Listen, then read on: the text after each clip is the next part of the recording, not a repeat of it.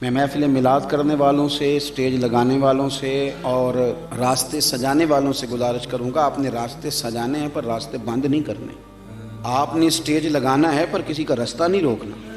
ہاں کسی جگہ متبادل راستہ ہو تو معاملہ اور ہے، لیکن کوشش کریں کہ کوئی ایسا کام نہ کریں جس سے اذیت ہو، تکلیف ہو، اس لیے کہ نبی پاک صلی اللہ تعالیٰ علیہ وسلم کا میلاد منانا ہے، آسانیاں تقسیم کرنی، کوشش کرنی ہے۔ آپ حضرات نے جد و جہد کرنی ہے کہ ہم کوئی ایسا کام نہ کریں جس سے نبی پاک صلی اللہ علیہ وسلم کو تکلیف ہو۔ کچھ چیزیں ایسی ہیں جس سے حضور کو تکلیف ہوتی ہے۔ حضور فرماتے ہیں من اذا مسلمن فقد اذانی، جب کوئی میرے مومن کو تکلیف دیتا ہے تو مجھے بھی تکلیف ہوتی ہے۔ حضور فرمانے لگے من راغب عن سنتی فلیس منا، جب تم میری سنت سے منہ موڑتے ہو تو اپنا میرا رشتہ کمزور کرتے ہو، تمہارا مجھ سے پھر تعلق نہیں رہتا، فلیس منا، وہ ہم سے نہیں ہے، یہ لفظ حدیث ہے۔ اور فرمایا جب تم چھوٹے سے پیار ہی نہیں کرتے، بڑے کا ادب ہی نہیں کرتے، من لم یرحم صغیرنا ولم یوقر کبیرنا فلیس منا، تو پھر تم ہم میں سے نہیں ہو۔ تم اگر رسول کائنات صلی اللہ علیہ وسلم کے غلام ہو تو پھر توقیر بھی تمہارے مزاج میں ہونی چاہیے، شفقت بھی تمہاری طبیعت میں ہونی چاہیے، تمہیں ادب کرنا بھی آتا ہو اور شفقت کرنا بھی آتا ہو، پھر کسی قسم کی کوئی تکلیف دہ کام نہ کریں، ایسا کام نہ کریں جس سے نبی پاک صلی اللہ علیہ وسلم کو تکلیف ہو، حضور کو اذیت ہو۔ جب کوئی کسی صحابی کے بارے میں غلط بات کرتا ہے تو میرے نبی پاک کو تکلیف ہوتی ہے، جب کوئی اہل بیت کے بارے میں غلط بات کرتا ہے میرے نبی پاک کو تکلیف ہوتی ہے۔ خدا را میں آپ کو کہہ رہا ہوں اور ذمہ داری سے کہہ رہا ہوں، علماء سے تصدیق کرا لینا، جو غلط بات کرتا ہے اس سے بھی حضور کو تکلیف ہوتی ہے، اور جو شوق سے وہ غلط باتیں سنتا ہے وہ سننے والے سے بھی نبی پاک کو تکلیف ہوتی ہے۔ خبردار، حضور سید عالم کو تکلیف دینے والا کبھی کوئی کام نہیں کرتا۔ بڑی سادی سی بات کرتا ہوں، بڑی سادی سی، کسی کا بچہ غلط بھی ہو معاذ اللہ تو اس کے باپ کے سامنے یا پیچھے اگر آپ اس کے بچے پر تنقید کر دیں، کوئی ایسی بات کر دیں تو باپ کو تکلیف ہوتی ہے کہ نہیں ہوتی؟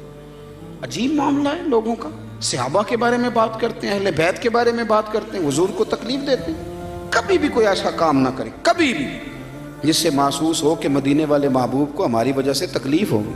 اور یارو دیکھو، غیروں کا تو یہ نظریہ ہی نہیں، یہ نظریہ تو تیرا اور میرا ہے کہ ہمارے نبی حاضر و ناظر ہے، وہ ہمیں دیکھ رہے ہیں گنبد خضرا میں بیٹھ۔ تو میں کیا کرتا ہوں، اگر ہمارا یہ نظریہ ہے تو ہماری ذمہ داریاں بھی تو پھر زیادہ ہونی چاہیے، پھر تو ہماری تنہائیاں بھی پاک ہونی چاہیے، پھر تو ہمارا تقویٰ مضبوط ہونا چاہیے، پھر تو دیانت داری میں ہمارا پہلا درجہ ہونا چاہیے، اس لیے کہ ہمارا نظریہ ہے کہ سرور کائنات صلی اللہ علیہ وسلم ہمیں دیکھتے ہیں۔ تو میرے عزیز کبھی بھی کوئی کام ایسا نہ کریں، محبت میں بھی نہ کریں، محبت میں بھی نہیں کریں، کبھی بھی محبت میں بھی حدیں نہ کراس کریں۔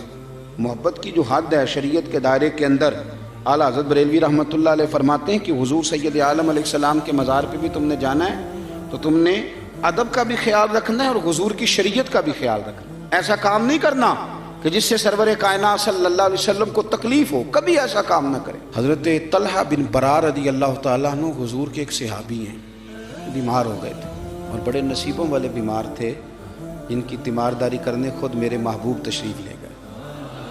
حضرت طلحہ بن برار رضی اللہ تعالیٰ عنہ شدید علیل ہیں، حضور نے ان کا چہرہ دیکھا، مقدس آنکھوں میں آنسو آئے۔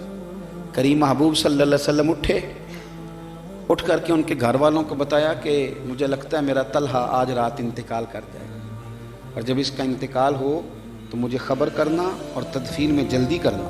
اللہ کے حبیب چلے گئے، جناب طلحہ نے اپنے گھر والوں کو بلایا اور بلا کے کہا کہ مجھے پتہ ہے آج میرا انتقال ہو جائے، مجھے پتہ ہے میرے محبوب بھی یہی کہہ گئے، اس طرح کرنا جب میرا انتقال ہو جائے تو میرے محبوب کو خبر نہ کرنا، اگرچہ ان کو ساری خبریں ہیں پر انہیں میرے انتقال کی اطلاع نہ دینا۔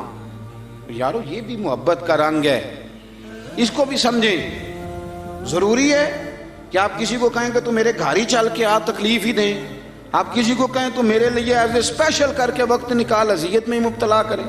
فرمایا میرا انتقال ہو جائے گا پر میرے حضور کو تکلیف نہ دینا۔ طلحہ حضور کو نہ بلائیں، گویا حضور تو جس پر 4 تکبیریں پڑھ دیں سند ہو گئی کہ سیدھا جنت میں جائے گا، سند ہو گئی کہ خدا کے کرم میں آ گیا، تو آپ کہہ رہے ہیں کہ نبی پاک صلی اللہ علیہ وسلم کو اطلاع نہ دی جائے۔ سنو، جب عشق سکھاتا ہے آداب خود آگاہی، پھر کھلتے ہیں غلاموں پر اسرار شہنشاہی۔ حضرت طلحہ بن برا کہنے لگے تمہیں پتہ ہے کہ جن گلیوں سے حضور نے گزر کے آنا ہے وہاں یہودی زیادہ رہتے ہیں، رات کا سناٹا ہے، یہودی میرے نبی پاک کے دشمن ہیں، اگر رات کو میرے جنازے کے لیے حضور آئیں اور کوئی یہودی اوپر سے معاذ اللہ میرے نبی کو تکلیف دے دے تو میں نہیں پسند کرتا میرے جنازے کے لیے حضور کو تکلیف ہو، لہذا مجھے دفن کر دینا، مجھے سب سے زیادہ اپنے نبی کا آرام عزیز ہے، ذرا بھی تکلیف میری وجہ سے میرے رسول کو نہ ہو۔ یارو عشق کا یہ تقاضا بھی تو سمجھو نا، یہ والا ماحول بھی تو سمجھو نا، اس پر بھی تو تھوڑی توجہ کرو۔ حضرت طلحہ بن برا کا وصال ہو گیا، رات کو تدفین کر دی گئی، حضور کو اطلاع نہ دی، سارا کچھ جاننے والے رسول صبح آئے، اور تم نے مجھے بتایا کیوں نہیں؟ سونیاں کیا کرتے؟ اس عاشق زار نے کہا تھا حضور کو اطلاع نہ دینا، فرمایا چلو پھر مجھے بتاؤ قبر کہاں ہے۔ اور دیکھو یارو ساری دنیا گنبد خضرا پہ، اور یہ کتنا نصیبوں والا ہے جس کی قبر پہ خدا کی ساری رحمتیں پہنچ گئیں۔ حضور سید عالم صلی اللہ علیہ وسلم قبر پہ کھڑے ہوئے، اور یہ سرکار کا خصوصی اختیار ہے، ورنہ دوسرے جنازے کی اجازت نہیں ہے ہمارے، حضور کا خصوصی اختیار ہے۔ سرکار نے دوبارہ جنازہ پڑھایا اور دعا کیا فرمائی، بڑی انوکھی ہے۔ اس شخص کا یہ خیال تھا میری وجہ سے حضور کو کوئی تکلیف نہ ہو، کیا دعا مانگتے ہیں اللہ کے رسول؟ حضور فرمانے لگے اے اللہ، یہ میرا طلحہ جب تیری بارگاہ میں آئے نا تو اللہ جو تیری شان کے لائق ہے تو اس سے مسکرا کے ملنا اور یہ تجھ سے مسکرا کے ملے، اللہ اس سے مسکرا کے ملنا، اس سے مسکرا کے ملنا، اس پر کرم کرنا، اس پر فضل کرنا۔ دوستو یاد رکھو، اگر رسول کائنات صلی اللہ تعالی علیہ وسلم کو کسی امتی کے سبب سے تھوڑی سی بھی تکلیف پہنچ جائے تو اس سے بڑی کوئی بد نصیبی ہوگی؟ اس سے بڑا کوئی مسئلہ ہوگا؟ کوئی ایسا کام اپنی زندگی میں کبھی نہیں کریں جس کی وجہ سے ہمارے پیارے رسول صلی اللہ تعالی علیہ وسلم کو ہماری وجہ سے تکلیف ہو۔